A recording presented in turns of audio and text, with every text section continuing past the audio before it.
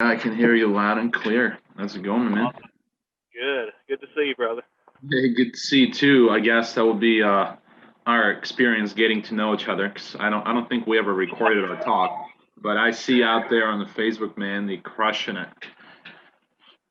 Having a blast, man. Having a blast. It gets simpler as you keep doing it.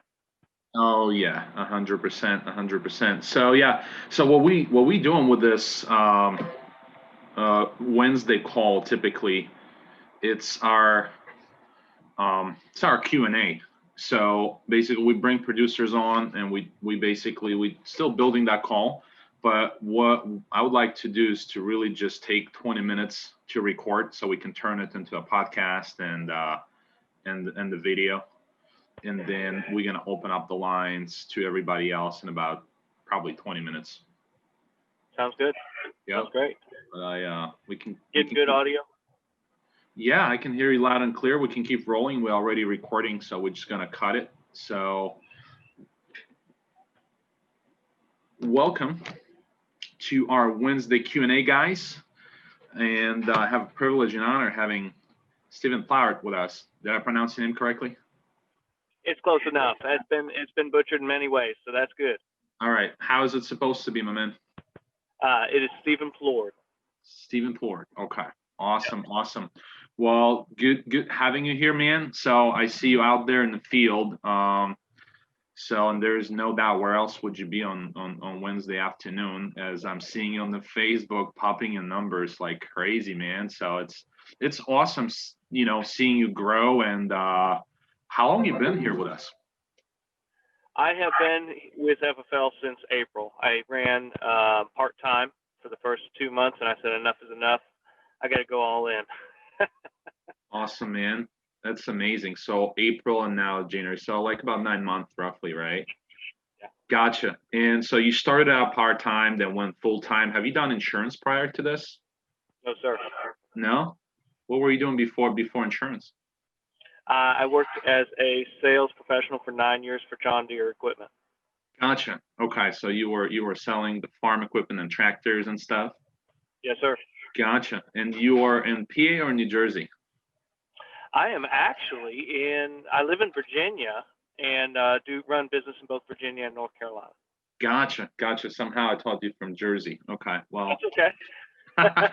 So everybody thinks that about people that work with Tri-State, and I've heard that a lot. People saying, "Ivan, I thought you were in Jersey." I'm like, "No, I'm in Chicago, man." Uh, awesome. So what made you come into this business? How did that go? What was that like? Were you doubting whether you should do it or not? So just, can you dive into it? So it's funny because the 9 years of sales that I did was a learning curve, and it started with never having sold a thing in my life to learning how to sell and get better and better at what I was doing. But there was a big learning curve. The first 4 years that I sold, I should say 3 years that I sold up north when I lived in New Hampshire, and the people there are different than the people in the South. And so I had to, when I moved down south, I had to completely learn that as well. So all my life, it's been just a constant, go into the unknown and learn it because you have to kind of perspective. So when I came to the opportunity for insurance, I realized what had happened was I had hit a ceiling where I felt like anything beyond what I made went to the top. And I got watching that really closely as I was considering insurance. And I said, you know what, this is worse and worse and worse every single year. And I just got tired of that. I said, I need to be making this money for my family. I've got 4 kids and a wife. So, that was really the driving force when we joined FFL. Awesome. And how'd you find FFL? Like, was it just somebody that shared that opportunity with you, or it was just like Indeed or something like that? Yeah, no, that's a great question. It was, I believe it was Craigslist actually that we saw the ad for it. But what was funny was I had already geared my attention in that direction toward insurance. And 2 weeks prior to finding out about FFL, I had been approached by somebody in life insurance, and I considered and thought about it, but I didn't move on it. So when FFL came about and I watched some of the videos and stuff about it, I was like, I got to jump on this. And the free training, that's the nail in the coffin. Someone offers you free training. I was doing nothing in the evenings other than playing with the kids and stuff, and I said, I can invest some time into this. It could be useful. Awesome, man. Yeah, everybody find, their own thing. I mean, I want to hit on a couple points here. Number one, you found this opportunity through Craigslist. So if you considering building, and starting the agency, just post a simple Craigslist ad about FFL, and guys like Steven would reply to your ad. And I mean, that's amazing, man. So that's how easy you found it. And again, second thing is everybody find their own thing. Everyone amazed by different things coming here at FFL. So I mean, you said free training, and now that I'm thinking about it, I'm so, I guess, spoiled, knowing that it was always free for me. I never kind of paid attention to it.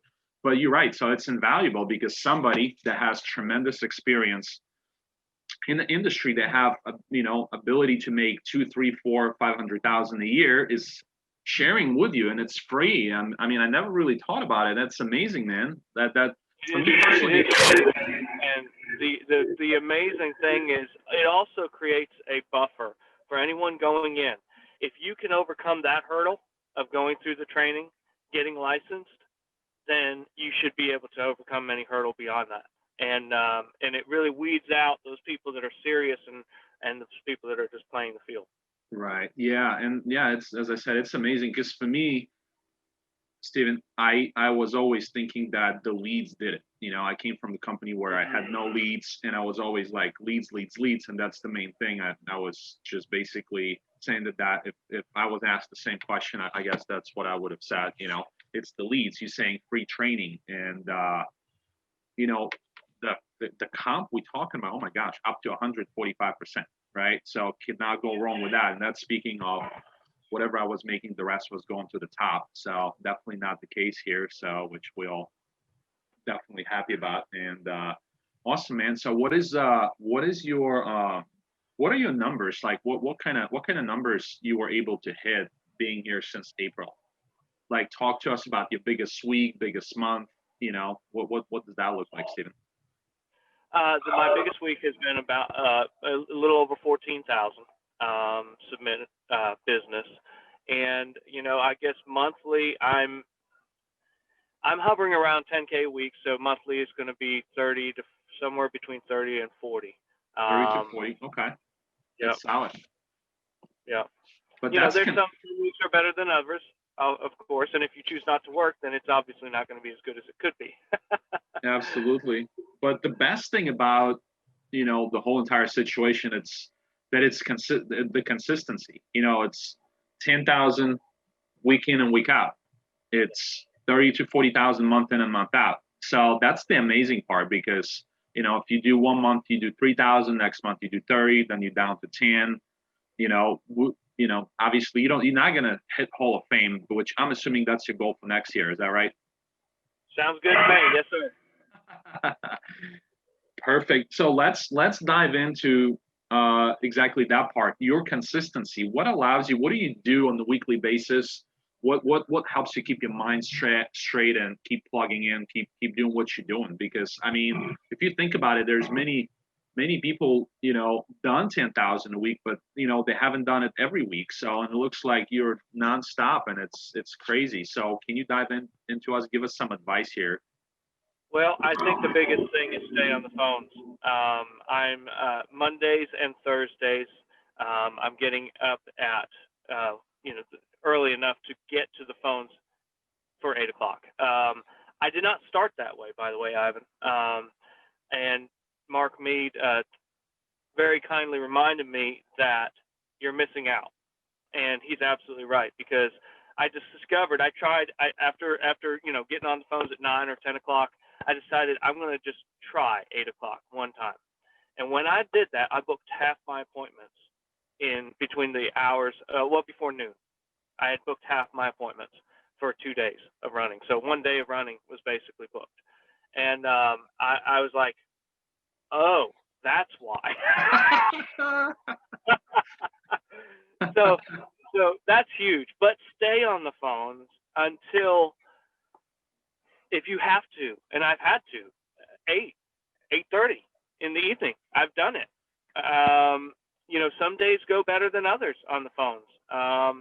And some days you're better than others on the phones. That's something else too. So I'm learning that the phones is everything. We can line up appointments, we can go to those appointments, but the phones are truly everything. Everybody says that, but if your mindset's not right when you're sitting there dialing the phone, and you're not thinking to yourself, this is a family that, if I don't play my cards right, could go unprotected. If you're not thinking to yourself, ignore the objections that they give you on the phones, and make sure you validate them. Don't ignore them, but validate them and proceed to give a suggestion. And that's that whole mentality that you were talking about, that has been successful for me. And I'm gonna stop you right there, Stephen. Yeah. So you saying that there's no secret sauce, huh? So just staying on the phones. I expected that. I expected you to say that, but so you're starting at 8 o'clock. But let me ask you this: what actually clicked for you? Obviously, so I know you said Mark Mead been reminding you. He's like kindly reminding you, hey, why don't you try? But what clicked? What made you do it? Actually, like why have you made that decision to start the dial days at 8 o'clock? Twice a week, Monday and Thursday, no exceptions, no interruptions. Yeah. I would say for me, it was a realization that we're either going to do this or we're not. And you get a taste of a 10K week. By the way, I didn't think it was possible when I first started. I was almost making 5K, and I said to myself, "Man, there is no way I'll be making 10K anytime soon." But I kept on doing the same process, and this was even when I was dialing later in the morning. And I realized it's not that difficult to do. 10K is not that difficult to submit. You simply have to make sure you give it your all on Monday and Thursday, and just keep dialing, keep dialing, keep ringing that phone. It's not, check my Facebook every now and then while I'm, dialing, sit for 2 minutes, go get a coffee. You cannot do all that. It has to be back to back dialing. It's work. Okay. All right. Well, I mean, I'm glad you said that, and I hope that message helps to some of the new people on the call today. That obviously just pure work. If you want to hit this level of 30K a month, 40K a month, I mean, there's no easy road. There's no shortcuts. Just 8 a.m. first dial session until maybe take a quick break, lunch, whatever, and dial until you're done, whether it's 6 o'clock, 7 o'clock, 8, 9 o'clock. So start there. I don't think I've seen anybody who was able to finish their dialing by 3 o'clock until they went through the learning curve and through the process of staying on the phone until 9, and they were able to get done at 8, 7, 6. But these people that hitting these levels, including you, Stephen, I'm pretty sure understand that it's, some days will be till 3 o'clock, and by 3 o'clock you're done. Which I would say, if it's 3 o'clock, why not stay a couple more hours to actually maximize your results, to double book some of the appointments that are weak, that are quick sets, and still at least stay till 5. But I know that I'm pretty sure that you're also prepared to even stay till 9 if that's what it takes, right? Yeah, and to summarize what you just said, I'm not a very good dialer. Okay, I'm just not. So I will go an hour before I get my first appointment. It happens. Okay, and so you're just giving your all into everything that you do those 2 days. And if you do that, if you invest and you decide, look, I'm going in, I'm working, I'm just going to keep working, and then when I'm done working, I'm going to keep working. And then, you get to the point in the evening where you just know it's time to stop. You've done your best. You've gone out. You've put all the chips on the table. You've gotten yourself the best opportunity to win. You're done. And you'll know that. You'll know that point. Absolutely. Absolutely. All right. Well, and what else are you doing? What else keep your head straight? I mean, you said that you do care about people. You definitely don't want to mess it up and get back with them and whatever it takes, book them so you can help them get that much necessary protection. So, but obviously some days, are draggy and like, what else keeps you ahead in the game, Stephen? It's the mentality that once you're in, you don't look back. I will say that I've learned to compartmentalize disappointments. I've had a huge growth curve with this job, personal growth curve. Not so. I mean, yes, my numbers have changed and they've gotten better and things like that. And my skill sets have gotten better. But for me, it's really been personal growth. I didn't realize how much mindset is in this business. And when you find an obstacle, you simply, and you can't overcome it, compartmentalize it, put it aside for a minute, but don't forget about it. And realize that, look, right now you're running appointments. That person that decides they decided not to take out the insurance or is that often? Hopefully not. But, it happens. And when it happens, when you're out in the field, run your appointments. You owe it to the families of everybody you sit to give it your all. You're 100%. When you go into that home, there's no umbrella over that home. And when you come out, there better be, or at least you should have tried your utmost to make that happen. And so if you're worried about your 1 chargeback or your 5 chargebacks, or you're worried about, this, that, or the other thing, then you're not going to be doing your job, and you're not going to be serving the families correctly, and you're probably also not going to get paid. So I would say that has really helped for me, is just realizing, look, disappointments, challenges are things to overcome. There are things to accept, but you don't ever ask yourself, is this worth it? Because as you keep plunging forward, you'll see that it is. I couldn't have said it better, Stephen. But let's go back and dive into your first, I don't know, 1, 2, 3 months, how all began. So obviously everybody made mistakes, and you probably made a mistake. You probably, logged in for the first time to, I don't know, American Amicus and said, okay, how do I submit the application? It's like, it's crazy. You probably called, right? And ask a question and ask for help, which is huge. And I know I can guarantee everybody without even asking Stephen, how he figured that out. I can promise what he would say is, well, I actually didn't. I just called and asked for help, and I called as many times as I needed to solve what I needed to solve. But take us back a little bit, Stephen. Talk to us a little bit about some of the most painful mistakes you made. What was the end result? What, overcoming all kinds of stuff. What did it do for you? What kind of biggest mistakes you made, and how what you would have done better if you had to start. Yeah. No, that's terrific. So I would say my first thing, I did do one thing right, and that was I made sure that all my passwords and my usernames were listed on a sheet of paper or a document on my iPad, ready to go. And I knew that I would be able to access the portal of any insurance company that I needed to do at the time when I'm in the home. That is a huge, huge thing. I would highly recommend that everybody do. The last thing you want to do is be sitting in front of someone and not even be able to access it. And that happened to me one time, and that was not a good situation.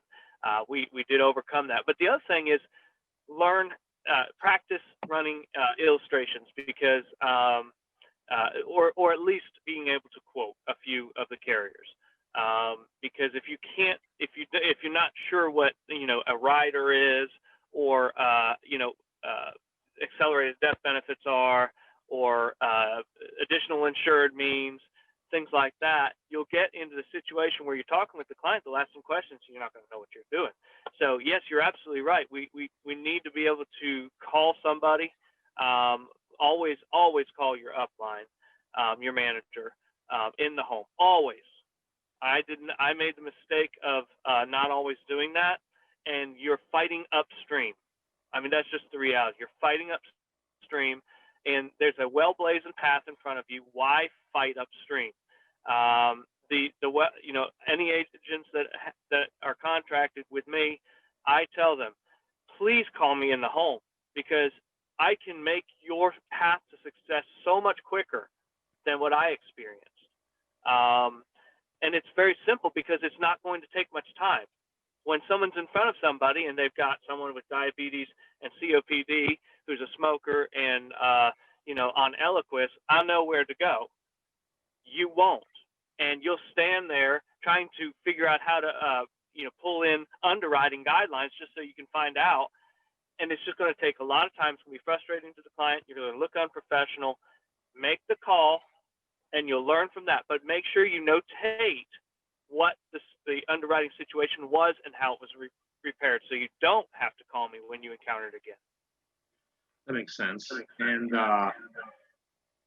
I think that some of the people, what they think is, they think, oh, if I call somebody, then I would look unprofessional, because it looks like I don't know anything. And I always say to the newer producers that, hey, if you walk in the store and somebody doesn't know the answer, would that be professional for them to try to waste your time and just waste 20 minutes of your time trying to find something, or just use the walkie-talkie and ask somebody else, or the manager or somebody in the back that knows their stuff? What's the professional thing to do? Absolutely. When I talk to the client, this is what I say. I'm going to talk to someone I work with. We're colleagues together. He does this just like I do. Sometimes I just like to get a second opinion, just like you would do at the doctor's office. And so I'm going to reach out to him real quick, and we'll just make sure that I'm on the right path here. It's as simple People as that. appreciate it, right? People appreciate it, because they're like, Yeah. oh, second opinion. This guy going extra mile to help us. That's what I'd be thinking. Yep. So that's awesome, man. And then you also said something about fighting upstream. I like the the words you're using when you handling my questions here, Stephen. But fighting upstream, I never heard that, but I guess that's how I would feel as well if I was trying to recreate the wheel and do it my own way and not reach out for help. But also, how important is it to plug into the system, and what the system is for you, like trainings and everything? So how do you go about that? How do you go about self-development? Well, and so that's a great question. So everything that we've talked about today is found in some training or other, because all I've done is I've not recreated the wheel. I've simply copied. I'm just copying everybody else. So, and that came through watching podcasts. And so what I would tell you is, as you're starting into this business, but every time you've got an hour's worth of driving to do, which I oftentimes have too, but every time you have an hour's worth of driving to do, plug into a podcast, listen to it, maybe one or two, listen to them, take that time going to the appointments and then coming back from the appointments, and use that time and just completely douse yourself and immerse yourself in those tips and techniques and reasons that everyone uses when on the phone, when in dialing, when in the home. And so, tips and techniques you'll find will be diverse, but the system will be the same. So, follow the system, follow, the method for in-home, the Call to Close series on YouTube with all the greats, Mark Mead and Brian Mendenhall, I think, is in there, Perchina, Jonathan Perchina, Millie B, all of them people. I mean, that series is just phenomenal. I actually watched that as my first training episode, and it's the best. It really is. Absolutely. I don't think there is a better guide to to really give you the juice of what the in-home should look like. So, I mean, there's a bunch of other videos. I like Mark Mead's 8 Steps. I copied it and recorded it myself. Just again, some of the new videos you're gonna see. If you go back 5 years, 3 years, 4 years, you're gonna see same exact stuff, just recorded a different way with, you know, maybe adjusted a little bit to the lead types we used to work back then. Because also what a lot of the newer agents, don't know is, and I guess I could not even say that because I've only been here for 3 years. That when the company started, the lead flow wasn't like even nearly the same as it could be right now with availability and variety, and it's crazy. But can you dive into the leads bus? How important is that? How do you treat it? Was that uncomfortable for you to start investing in leads? And you know, just if you can kind of break down what that looks like for you right now as well. Yeah, I had to make a conscientious decision. Once you get through the course and you've started into the path, there's no turning back. And so I made a conscientious decision to just invest, turn off my mind, turn off every thought of mine that said don't do this, and say, look, this is what I've decided to do for my family, and this is what it takes. So my first lead purchase was $400. That's small. But do you know, the first appointment I went to, I made that back. First appointment I went to, sold a policy, and it was a $400 AP policy. So after that, I said, okay, I'm good with this. And what I kept doing was, anytime that I made a big policy, that I sold a bigger policy, I immediately invested in leads, because it was a high point, and I wanted to capitalize on that high point. So, and I still do that. Anytime that I sell a bigger policy, $1,000 or $2,000 policy, annual premium, I take that moment because I'm at a high emotionally. And see, I have to do this because I have personal growth challenges that I've had to work through, and I'm still working through. And so I know myself, if I wait till something happens, then I'm going to get discouraged. So I immediately invest, because as long as I've invested in leads, I'm buying money. So that's just the reality. It does not matter what happens during the week. Every time I invest in leads, I turn around and make a profit. Every time. Every time. It's not a question. You tried to. Because you're on the phones at 8 o'clock. Because you're on the phones at 8 o'clock. Exactly. Exactly. I'm just calling. So I guess what I would say is, of course, I only do and really have only done CRM leads. That's all I've ever done. I guess I really shouldn't say that. I did Game Time once, and I did what was the other one? Shoot. Anyways, there was another one that I did, and for me, I found that I was capitalizing my time better by staying in one location than traveling various counties constantly. So I figured I would do better buying cheaper leads in one central location and just using the power of numbers in my favor. Absolutely. Yeah, I remember somebody said that in one of the trainings. If you just pick brand new mortgage protection, but you have to travel 5 hours to it and drive, you passing by so many houses with people that need final expense, regular life insurance, or you can even get some CRM leads in all those counties and just stay on the phone longer. Instead of driving 5 hours each way, you can stay on the phones 6 hours, 7 hours, and you probably book yourself up for the next 2 days, like unbelievably good. But Stephen, what I wanted to kind of switch gears a little bit and ask you one more question before we open up the lines, so everybody can get to know you and can ask you questions. I have one more. What did Family First Life opportunity as a whole meant to you and your family? And if you are new agent, new to our company, new in the industry, you just watching this video here or watching this recording here or watching it live, and you're still on the fence, what would you say to them? Oh, that's great. So I would say, if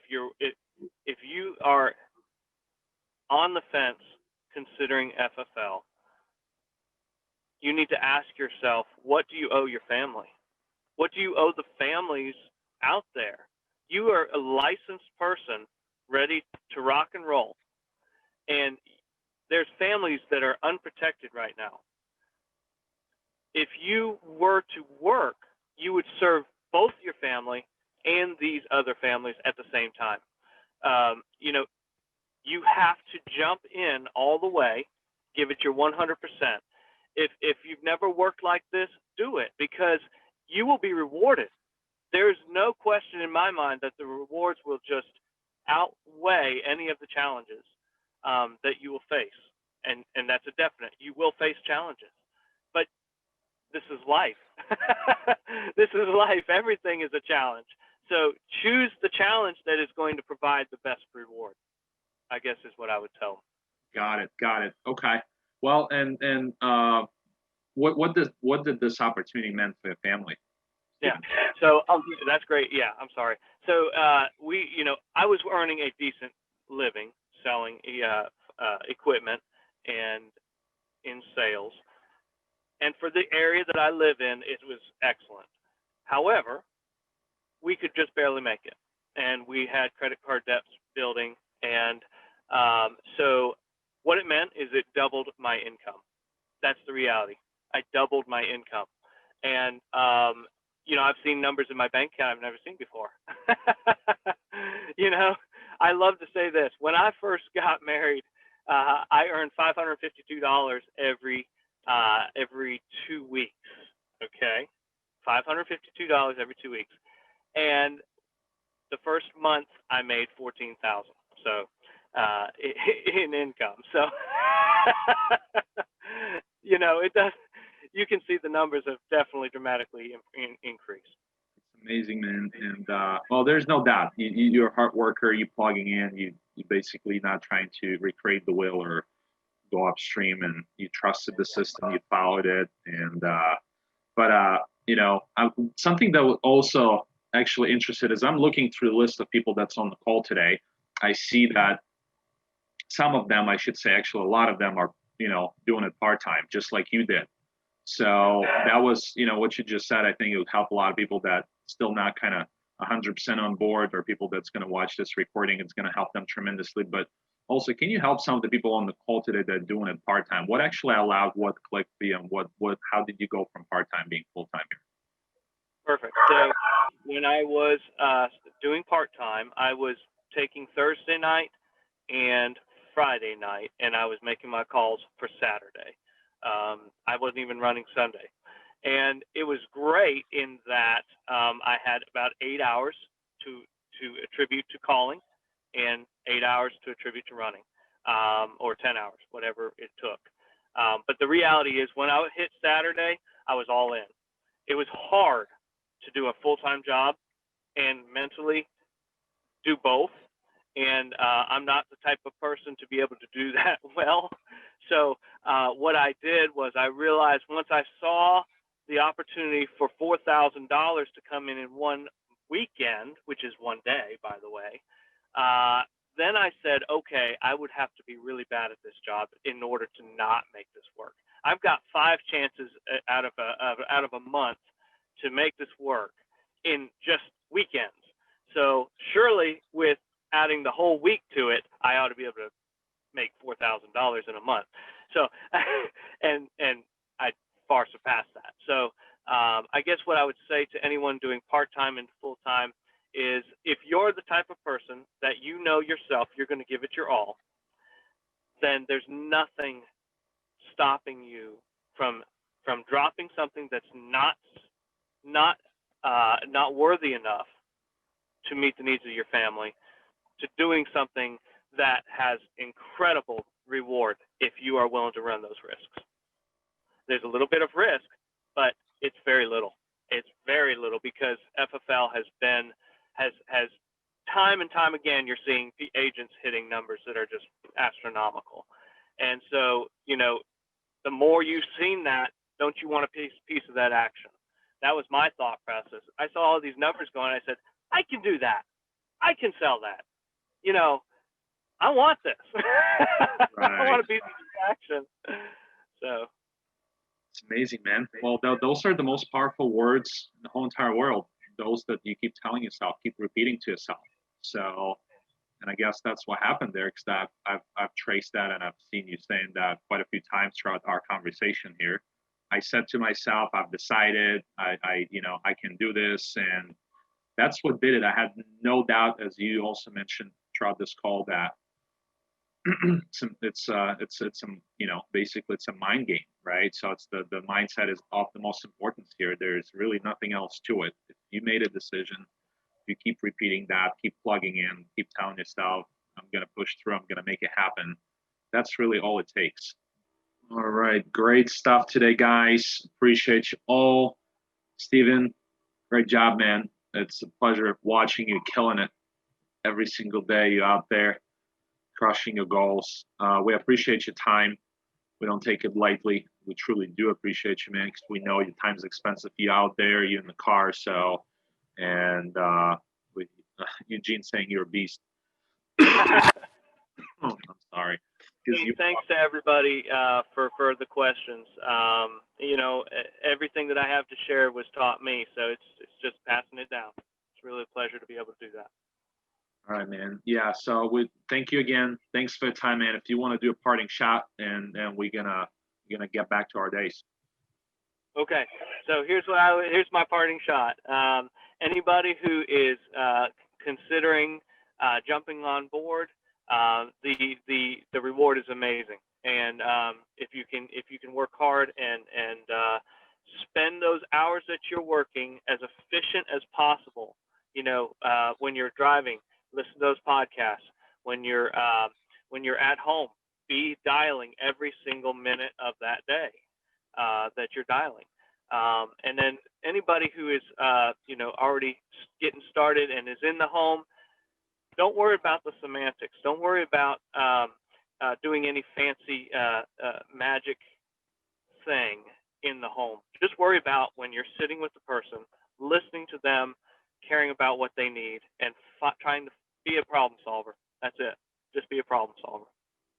This call is recorded again, guys. We'll send it out to you. Don't forget about the agency call, Marianne. Yeah, I think you ask and I answer right away. We're gonna get it out right into an email within the next few once we have this video uploaded. So thanks for being here, guys. Don't forget about agency call tomorrow at 11:30. We're gonna have they file. You're gonna learn about a ton about annuities and hiring.